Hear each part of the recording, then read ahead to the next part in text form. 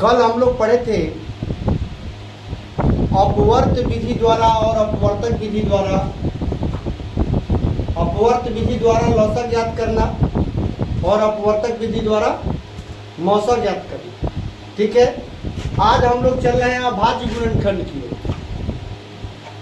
किधर? अभाज्य गुणनखंड। ठीक है,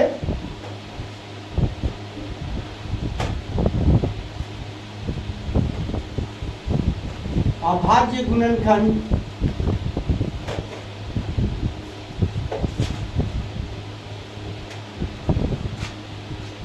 यानी प्राइम फैक्टर, इसको क्या कहते हैं? Prime factor.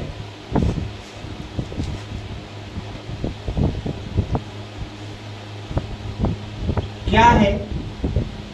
चलिए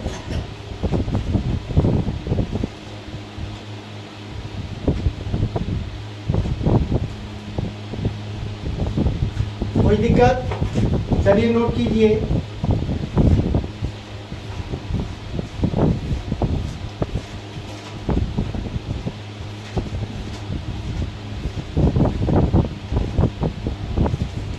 चलिए किसी संख्या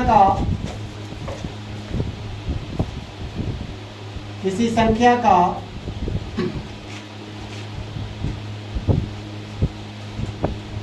वह गुणनखंड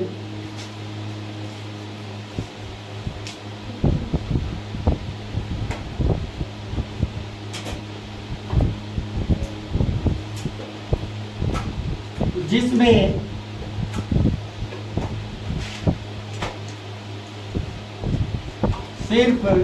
अभाज्य संख्याएं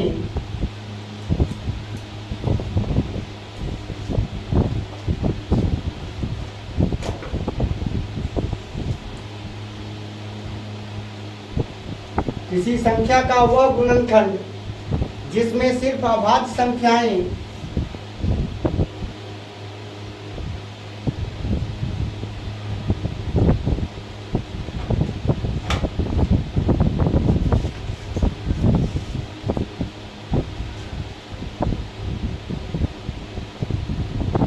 शामिल हों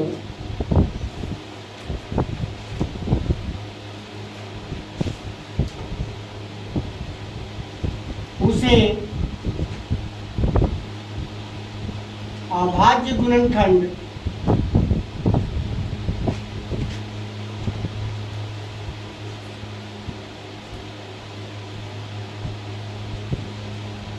यानी कि प्राइम फैक्टर क्या कहते हैं?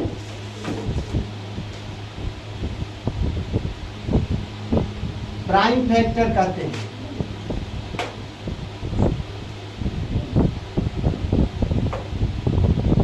ठीक है, आप दूसरे लहजों में यह कह सकते हैं, दूसरे लहजे में कि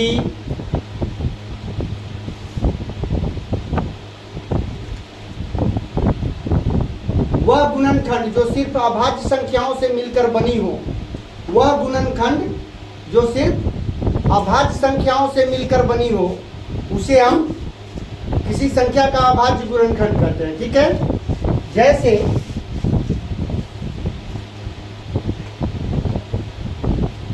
अब मान लीजिए हमको 12 का अभाज्य गुणनखंड निकालना है। देखिए 12 का अभाज्य गुणनखंड निकालना है। अभाज्य गुणनखंड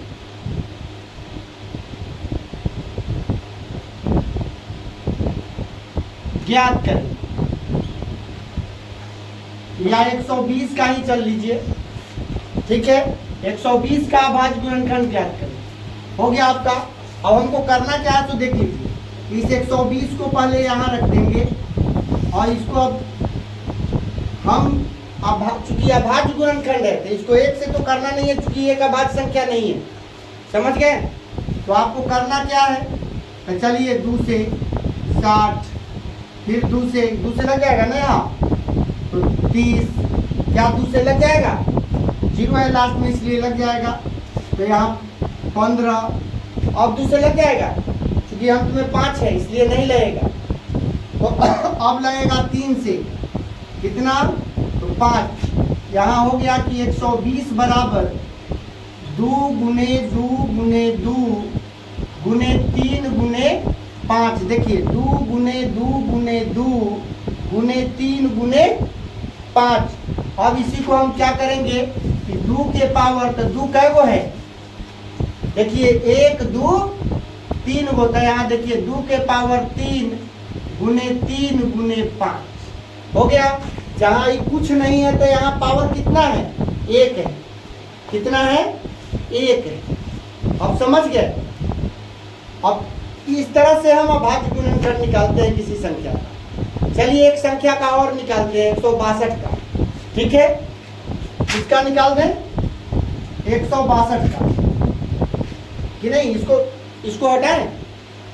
चलिए हम लोग एक सवाल और करते हैं। अब हमको बनाना है दूसरा सवाल कि 162 का अभाज्य गुणनखंड।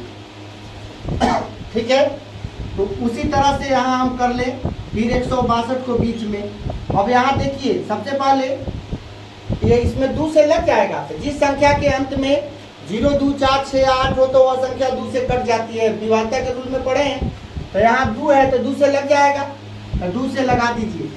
कितने मरतबे, तो देखिए इसका आधा हो जाएगा, 16 के आधा 8 हो गया, 2 के आधा 1 हो गया, 81 मरतबे।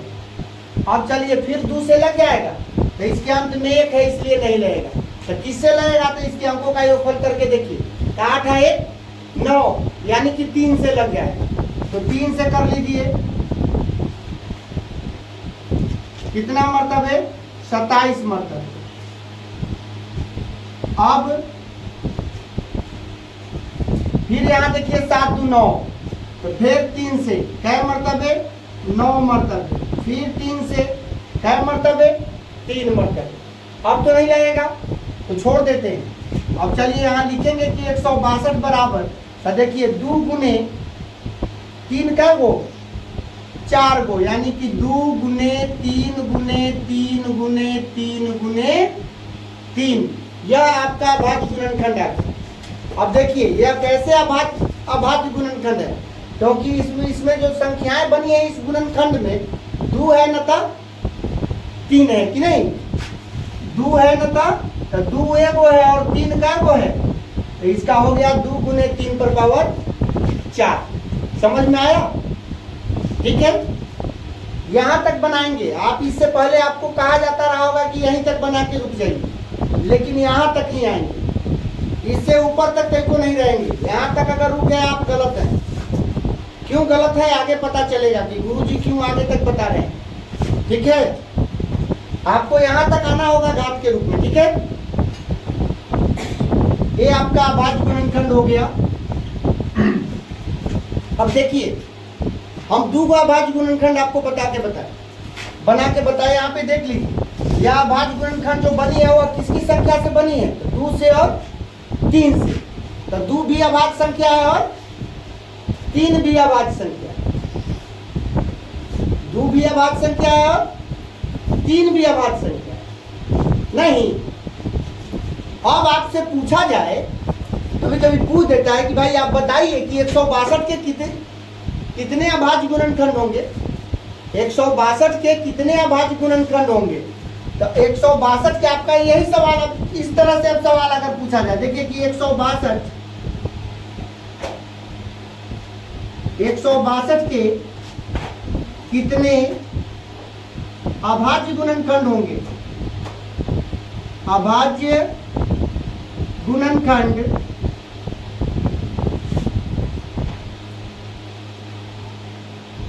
होंगे।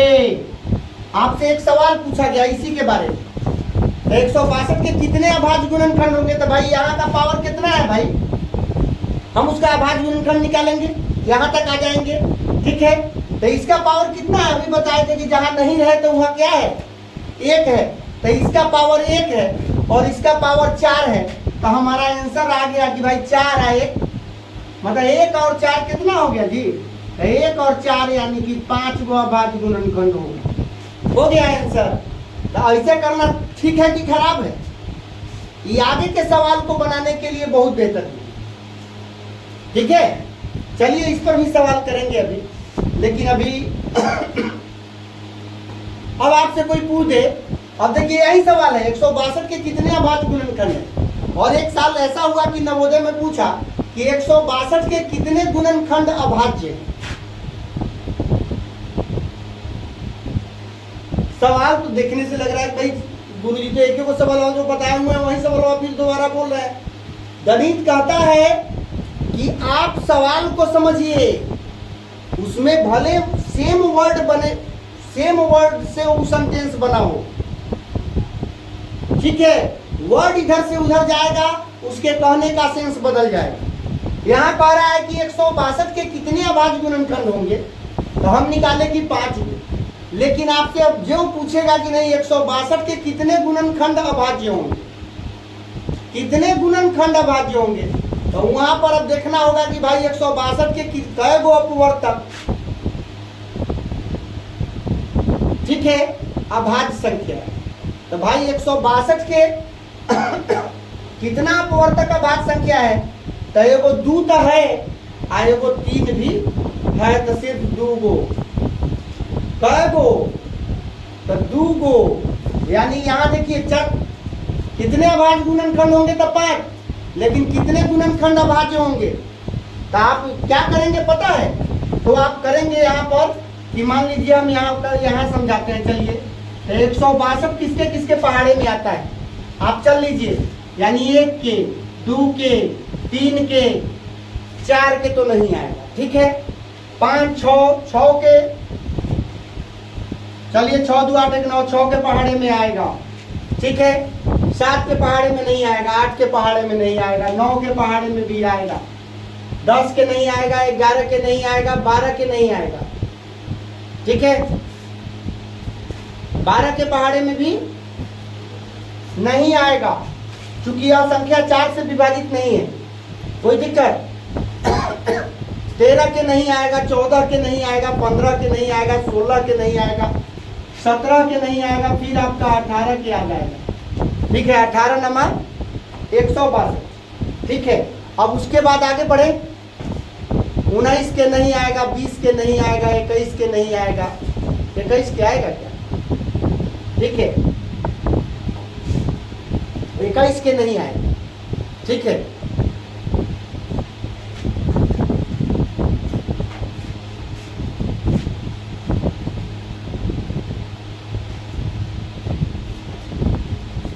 इक्कीस के भी नहीं आएगा कि नहीं, 22 के, 23 के नहीं आएगा, 24 के भी नहीं आएगा, ठीक है, 25, 26, 27 में फिर आ जाएगा। चलिए तो 27, ठीक। अब इसके बाद सीधे चल जाइए 54 पर, ठीक है, क्योंकि 18 के पहाड़ा में आया है, 18 के पहाड़ा में 9 मर्तबे आया है कि नहीं, तो 36 के पहाड़ा में आने का इसका योग नहीं है, ठीक है। तो एक ही बार चल जाइए 54 पर, 54 के पहाड़े में आएगा, 54 के बाद 81 के पहाड़े में आएगा, बहुत अच्छी बात है। और एक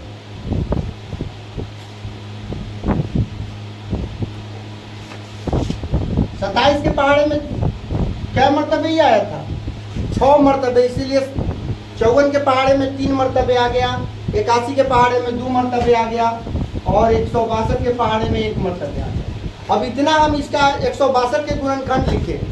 मैंने आपको बोला था कि भाई 162 के कितने गुणनखंड अभाज्य होंगे, तो यह हमारा सवाल हो गया कि बस अभाज्य गुणनखंड निकाले और दोनों के घात को क्या किए, जोड़ दिए कि नहीं। ये बहुत अच्छी चीज है अभाज्य गुणनखंड, यहाँ से 3-4 मोटों का सवाल निकल के आएगा, ठीक है। अब 162 के कितने गुणनखंड अभाज्य होंगे, तो आप देख लीजिए, हम पूरा गुणनखंड लिख दिए, तो अभाज्य कौन कौन है, क्या है, 2 गो, ठीक है, एगो 2 और एगो 3। इसके बाद कोई गुणनखंड अभाज्य नहीं है, सब भाज्य संख्या है, और ये एगो 1 है तो विशिष्ट संख्या है, ये अभाज्य तो नहीं, कोई दिक्कत।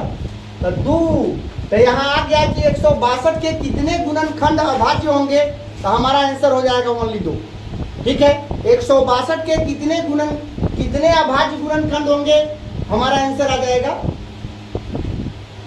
आप लोग अपवर्तक लिख रहे हैं, बड़ी समस्या आ रही थी कि भाई कई कोई होगा पते नहीं चल रहा है कि नहीं, कौन 6 लिख रहा है तो 7 छोड़ रहा है, 8 लिख रहा है तो 9 छोड़ रहा है कि नहीं ना।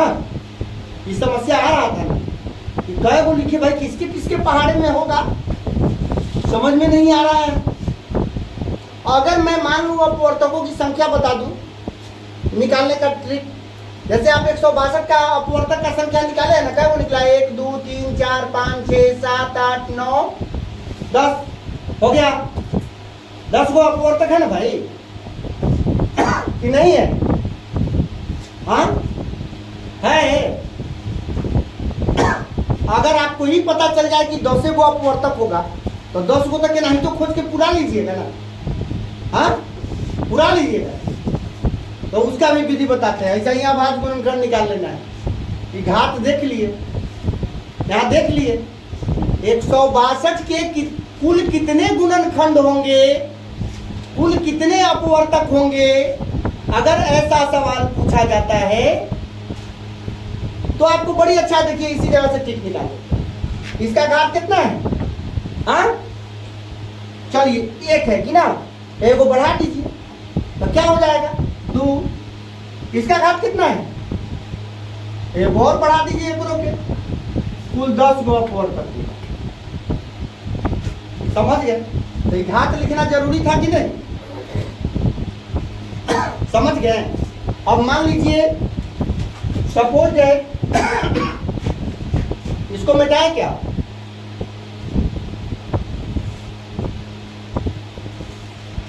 आज आप लोग 2-3 मोटों पे काम कर रहे हैं। हम अभाज्य गुणनखंड पढ़ा रहे हैं तो अभाज्य गुणनखंड पर आधारित जितना भी सवाल होगा सब पर काम होगा,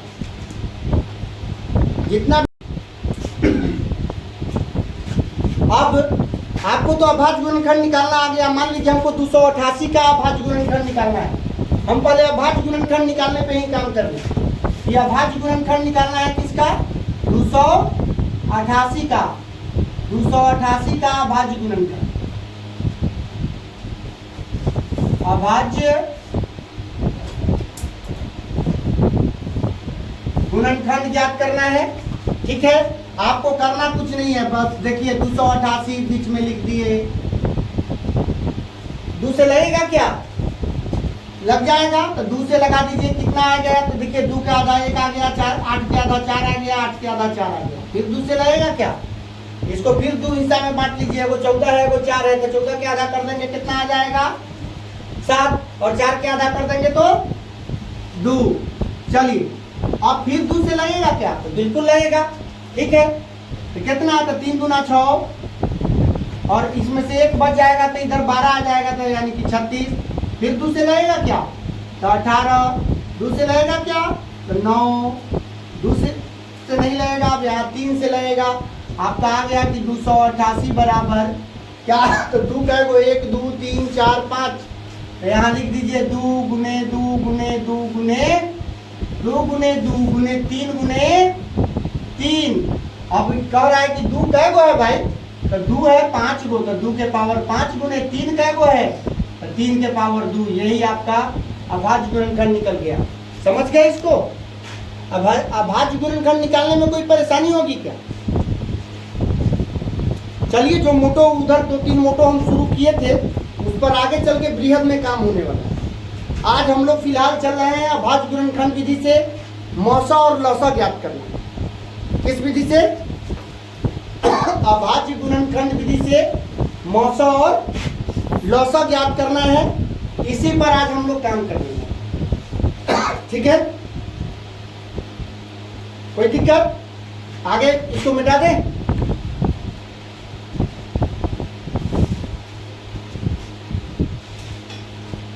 जब भी मौसा और लसा की बात होगी तो अभाज्य गुणनखंड अकेली संख्या का निकाल सकते हैं, लेकिन जब भी मौसा और लसा निकालने की बात होगी तो वहां पर हमको कै गो संख्या चाहिए? कम से कम 2 या 2 से अधिक। कम से कम 2 गो, अधिक से अधिक 4 गो 5 गो 7 गो 10 गो जय गो हो रहे, हमको कोई लेना देना नहीं, जितना भी रहे, लेकिन 2 से कम नहीं। 2 से अगर कम संख्या है तो उसका लसा और मौसा नहीं निकल सकता। चलिए तो अब मान लीजिए आपसे कहा जा रहा है कि 90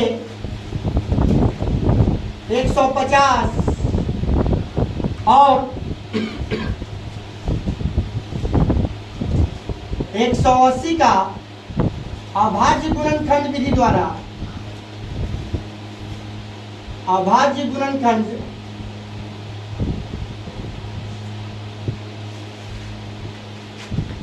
विधि द्वारा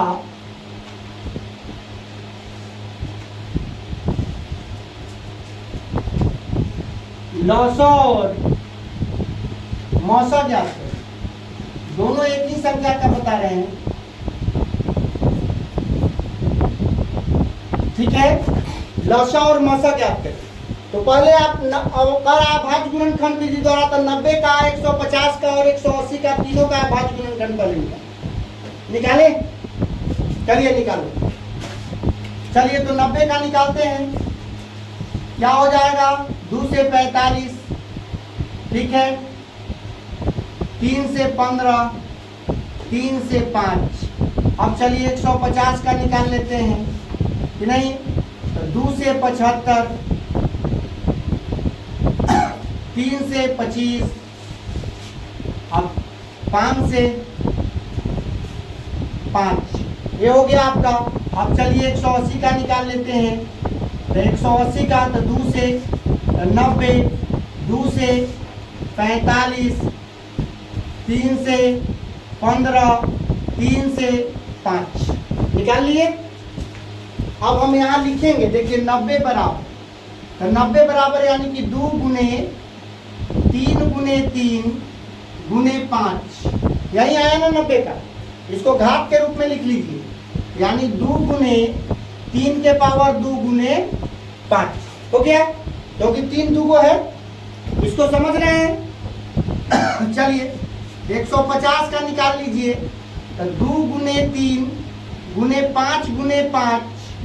अब देखिए 2 अकेला है तो 2, 3 अकेला है तो 3, और 5 दूगो है तो 5 के पावर कितना? 2 हो गया। अब चलिए 180 का देख लीजिए, तो क्या हो जाएगा? ठीक है, तो 2 गुने 2, 2 गुने 2 गुने 3 गुने 3 गुने 5, यानी कि 2 दूगो है, फिर 3 दूगो है और 5 बेचारा के। समझ में आ गया? यहाँ तक कर लेंगे, कोई दिक्कत? अब आगे बढ़े। इसका पहले क्या कर रहा है? लॉसा ज्ञात करना, तो हम पहले लॉसे ज्ञात करें। देखिए लॉसा ज्ञात, बहुत भारी नहीं है, एकदम हल्का है। लॉसा में बड़का घात लिखना है। अब देखिए 2 के पावर कितना है? 1। यहाँ 2 के पावर कितना है? 1। यहाँ 2 के पावर कितना है? तो 2। तो 1 वाला बोर्ड है कि 2 वाला? तो 2 वाला, तो भाई 2 के पावर 2 लिख दीजिए। समझ गए? अब यहाँ चलिए 3 के पावर कितना है? 2। 3 के पावर कितना है? 1। और 3 के पावर कितना है? तो 3 के सबसे बड़का घात कितना है? तो 3 के पावर 2। तो लिख दीजिए भाई गुने 3 के पावर 2। समझ में आया? अब आगे बढ़े। अब 5 के पावर यहाँ कितना है? तो 1। यहाँ कितना है? तो 2। यहाँ कितना है? 1। तो बड़का घात कौन है? 5 के पावर 2। तो यहाँ भी लिख देंगे 5 के पावर 2। समझ गए? मन हो तो इसका गुना करके, ठीक है, इसको तोड़िए, आना तो इतने पर ही आंसर हो गया। आना ही तो मन है तो देख लीजिए भाई। तो 2 गुने 2 गुने 3 गुने 3 गुने 5 गुने 5। अब इसका गुना निकालिए, ठीक है।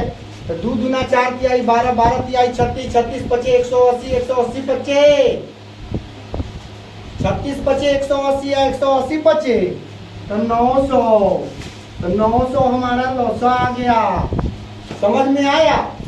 आप यहाँ पर भी आंसर लिख सकते थे, यहीं पे लिखना पसंद कीजिएगा क्या? चलिए वहां तक क्या दिक्कत है, गुना कंप्लीट। अब चलिए हमको मौसा ज्ञात करना है। तो लौसा में बड़का घात तो मौसा में छोटका घात। अब देखिए कितना आसान है इस विधि से लौसा मौसा ज्ञात करना। लौसा में हम बड़का घात लिखे कि 2 के बड़का घात चुन लिए हैं, लिख दिए हैं। 3 के बड़का घात चुन लिए हैं, लिख दिए हैं। 5 के बड़का घात चुन लिए हैं, लिख दिए। नहीं मौसम में छोटका घात लिखना है तो भाई 2 के छोटका घात क्या है, यहाँ 2 है, यहाँ 1 है, यहाँ 1 है, तो मतलब 2 के पावर 1 कि नहीं, तो 2 गुने 3 के तो 3 के भी पावर 1, 5 के तो 5 के भी पावर 1, बेचारा आ गया 5 की आई 15 दूना 30, ये हो गया आंसर, है ना जी। लौसम में बड़का घात लिखना है और मौसम में छोटा वाला घात। इस तरह से आपको मैं लौसा मौसा दोनों एक साथ लिखूंगा, ठीक है। और किसी को दोबारा समझना है, एक एग्जाम्पल और समझाए कि हो जाएगा इससे का, एक एग्जाम्पल और समझाए, बहुत अच्छी बात। इसको छाप लिया आप लोग, प्रिंटिंग प्रेस चल गया, चलिए बहुत अच्छी।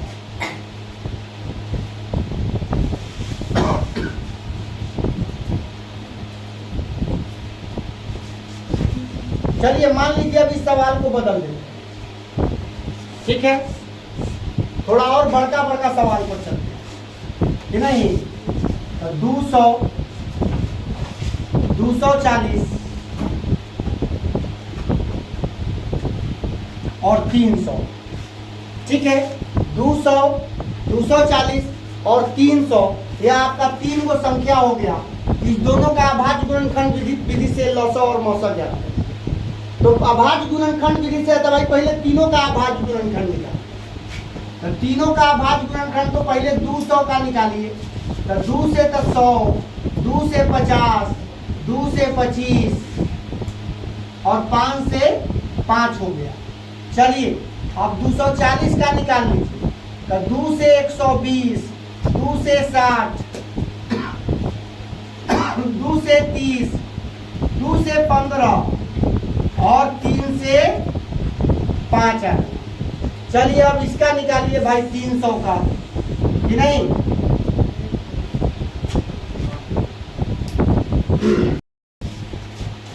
चलिए अब 300 का हम निकाल रहे हैं, तो 300 को 2 से लगाए तो 150, फिर 2 से लगाए तो 75, 3 से लगाए तो 25, फिर यहाँ 5 से लगाए तो 5। आगे आपका तीनों का अभाज्य गुणनखंड हम अब नोट करेंगे, ठीक है। तो 200 का अभाज्य गुणनखंड क्या होगा, तो 200 का देखिए 3 गो 2 और 2 गो 5, कि नहीं। 2 गुने 2 गुने 2 गुने 5 गुने 5, यानी यहाँ हो गया 2 के पावर 3 गुने 5 के पावर 2, यही हुआ ना। चलिए आगे बढ़िए, अब 240 का क्या होगा,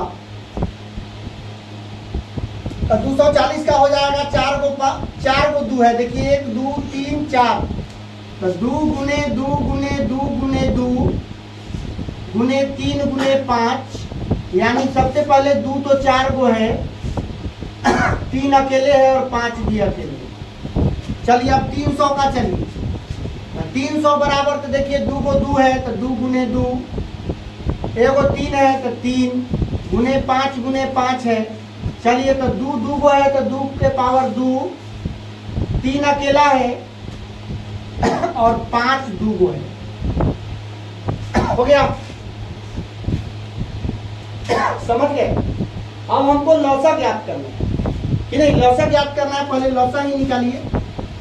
तो लौसा बराबर क्या होगा, तो लौसा में कहा गया था कि बड़का घात, लौसा में क्या कहा गया था आपको, बड़ा वाला घात। तो 2 का बड़ा घात देखिए, 2 का घात 2 है, 2 के घात 4 है, 2 के घात 3 है, सबसे बड़का क्या है 2 के घात 4, तो लिख दीजिए 2 के घात 4 गुने, अब 3 का बड़का घात चुनना है, तो देखिए 3 के घात 1, 3 के घात 1, इसमें बेचारा चुने नहीं, तो 3 के घात 1 को भी ले आके रखिए दीजिए। अब चलिए 5 का घात चुनना है, तो 5 के घात 2, 5 के घात 1, 5 के घात 2, यानी बड़का घात क्या है 5 के घात 2, यानी 5 के घात 2। अब इसी को क्या कीजिए, अब हम 2 को 4 बार कर लीजिए, तो 2 गुने 2 गुने 2 गुने 2 गुने 3, 5 को भी 2 बार कर लीजिए। अब गुना करके लिख दीजिए कि नहीं, उल्टे ओर से आने जाइए गुना करते हुए, मजा आता है, 2 गुना करके भाग जाइएगा। चलिए 5 25 दिया 75, अब 75 दूना तो 300, तो 150 और 150 दूना तो 300 और 300 दूना 600 और 600 दूना तब 1200। इसका आंसर आ गया। उधर से गुना करने में तो क्या आसानी हो जाता है कि नहीं। अब चलिए यहाँ मौसा ज्ञात करना है, तो मौसा में आपको छोटका घात लिखना है। यहाँ देखिए मौसा का छोटका घात यानी 2 के घात 2, 2 के घात 4, 2 के घात 3। तो छोटका घात क्या है? 2 के घात 2, 2 के घात 2 3 के छोटका घात, ठीक है। तो भाई 3 तीनों में नहीं है, 3 जो है वह तीनों में नहीं है। तो यहाँ मौसम में है कि जब सब में रहेगा तब वहीं लिखेंगे, और लौसा में नहीं रहेगा तो भी लिखेंगे, ठीक है। तो यहाँ पर हम 3 के घात 2 को लिखे कि छोटे नहीं लिखे, क्या करें? नहीं लिखी, ठीक है। अब सीधे 5 के घात 1 कर लीजिए छोटका घात में, यानी 2 गुने 2 गुने 5, 2 दूना 4 पचे 20, यही आपका आंसर, ठीक है। समझ गए इसको?